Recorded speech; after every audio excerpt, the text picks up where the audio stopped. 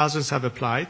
Many of them are from the security forces in Iran, police force, military, IRGC, and we are vetting them as we're speaking.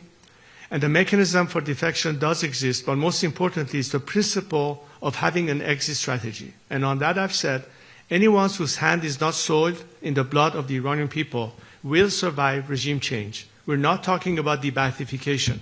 We're not talking about the disaster of post-Saddam Hussein, post-Gaddafi collapse. We're not going to have a failed state.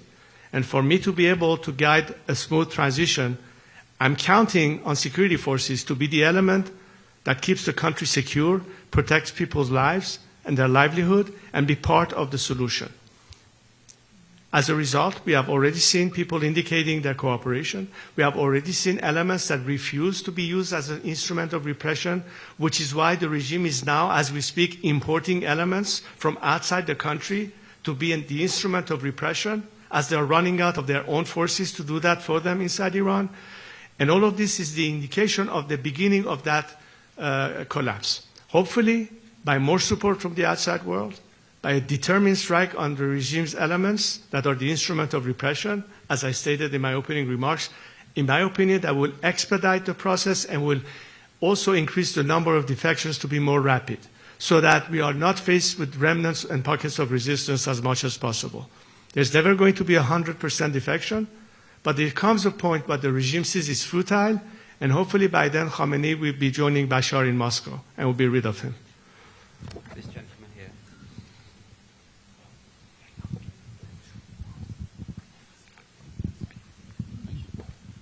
So good morning, thank you. Ben Leo from GB News in London. In London, sir, in England, we have Iranian sleeper cells on their way to the Israeli embassy accused of trying to blow up the embassy. We have a former Iranian government minister living in North London, living in a council house actually, who supported the fatwa on Salman Rushdie, praised Soleimani, so on and so on. Why is it in Britain's interests, and indeed the West, for this Islamic regime to fall, please? No, I'm sorry, could you repeat? I want to make sure I understood your question. Could you repeat it, please? We have lots of Iranian sleeper cells and activity in London. Right. 3 people were arrested trying to blow up the Israeli embassy. Some months ago, there's a former government minister living in North London who supported Soleimani, backs the fatwa on Rushdie. We have lots of Iranian activity in the UK connected with the regime here in Iran. Sorry. Why is it in Britain's interests and the West's for this regime to fall? Right. Well, I'm glad you asked the question because, in fact, one of the topics that I raised in some discussions I had the last time I was in London with former prime ministers was exactly to explain to them the mapping of every instrument that the regime is using under Khamenei's direct supervision through so-called centers through which they antagonize British citizens and, of course, many of those sleeper cells that you indicated.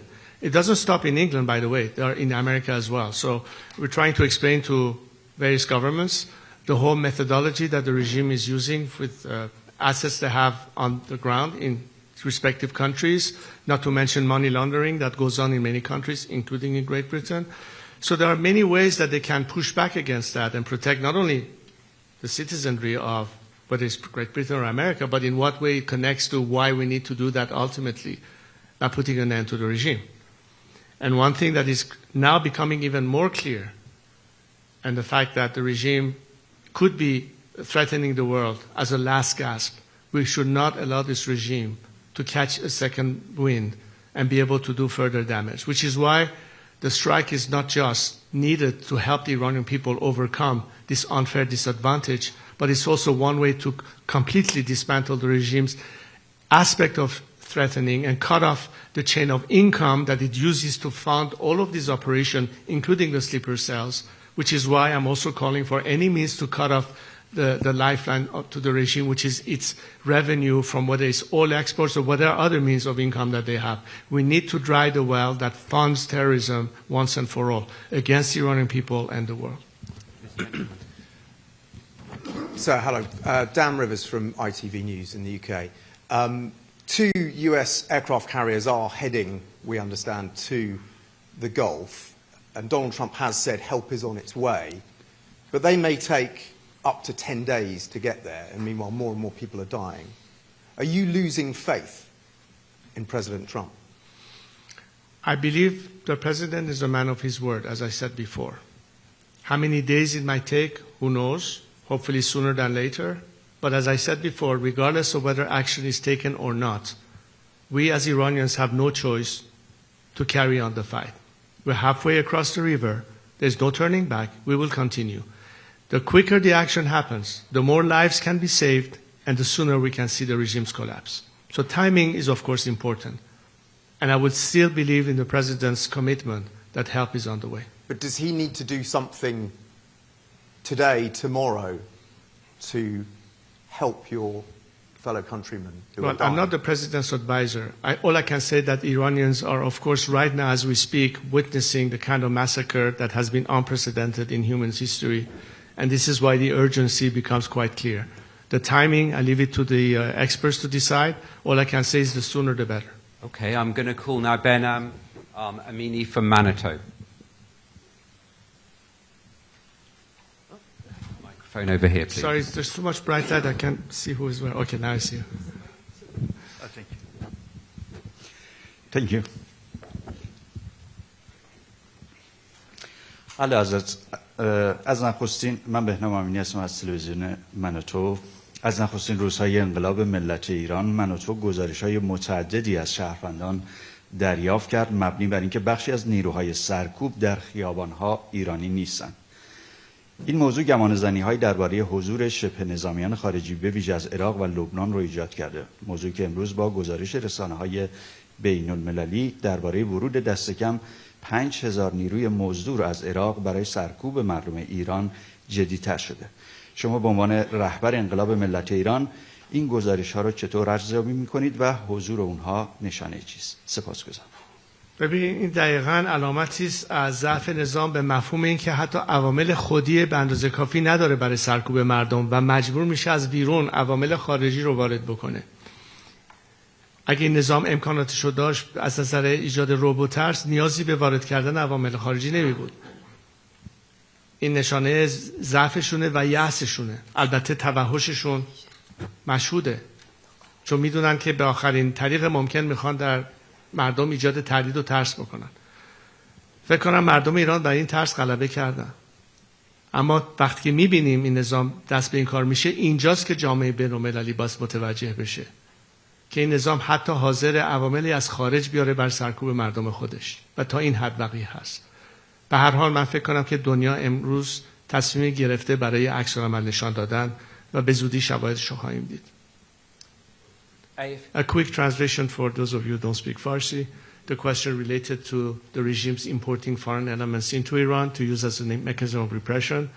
And I said that this is a clear indication of the regime's weakness, that it cannot even count on its own forces to do the dirty job, and it has to resort to bring people from the outside.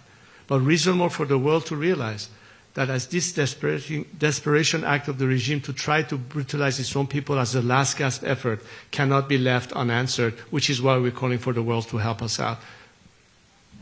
Thank you. AFP, please.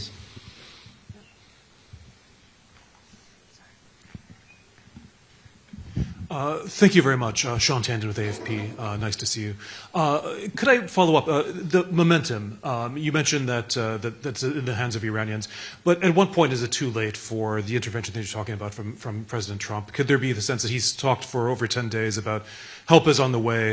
Is there a sense that that could actually weaken the momentum? And specifically, you said at the beginning that there should be targeting of the Revolutionary Guards. Do you mean necessarily military strikes? How should the Revolutionary Guards be targeted? Thanks. Right. It's never too late. Any fight for freedom doesn't have a deadline.